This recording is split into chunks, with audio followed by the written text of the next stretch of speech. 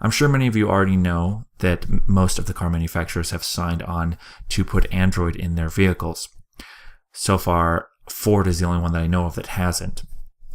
Now, I don't think this will be revolutionary, and I don't think that there'll be driverless cars in 5 years. What I do think it does is it paves the way for an evolutionary integration of task offsets from the driver to the software. New cars already have computers built in. However, they have closed systems, and I believe that stifles the innovation. The cell phone's utility was limited by carrier and manufacturer, which is why its main purpose was calling and communicating for so long. When Apple opened the App Store, they enabled outside innovators to assume risks in pursuit of their reward.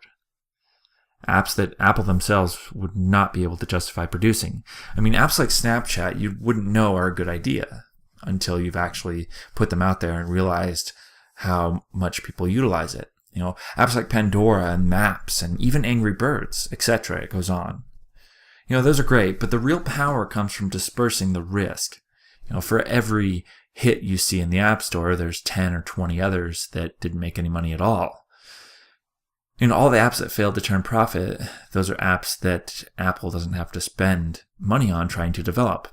And when an app shows promise like Siri, Apple can just acquire those apps rather than spending all that capital. And you can see why this would be a much cheaper way for Apple to be more profitable, not to mention the fact that they do make a percentage of income off of those app sales. But also what happens is that you create a community that supports your product. If you're an Apple or an iOS developer, you will promote iOS devices, getting all of your family to use them and getting all of your friends as well. And so we can look at the vehicle as a device. It's akin to the cell phone in the 1990s. And once the power of risk disbursement and evolutionary pressures are applied to the car, we're going to see a massive uptick in innovation within transportation. You could have apps that measure fuel consumption by vehicle type and brand. And knowing that my 2012 Outback got 7 miles less per gallon than all the other 2012 Outbacks today would be very interesting to me. And data like that could lead to gamifying driving habits. Imagine competing with your friends to see, who could drive less or who could drive the farthest on the least amount of gas. I think transportation is a massive area on the cusp of floodgate innovation. And anyone looking at watches and other wearable devices as the next frontier should pay close attention next time they hear someone say, Google Glass? Well, I guess that'd be nice to use while I'm driving. Hello everyone, it's Jacob Williams from WiLDacademy.com.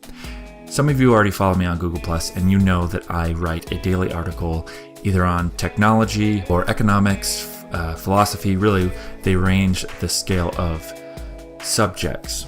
And I get a lot of comments and I get a lot of responses and emails talking about these articles. And so what I want to do is, after I write an article, after 7 days, I'm going to bring all of that together and I will respond and I will add additional information to that article in the form of an audio podcast. So if you have a question on any of the articles and you want me to address it, make sure to go to my Google Plus page and you can comment there.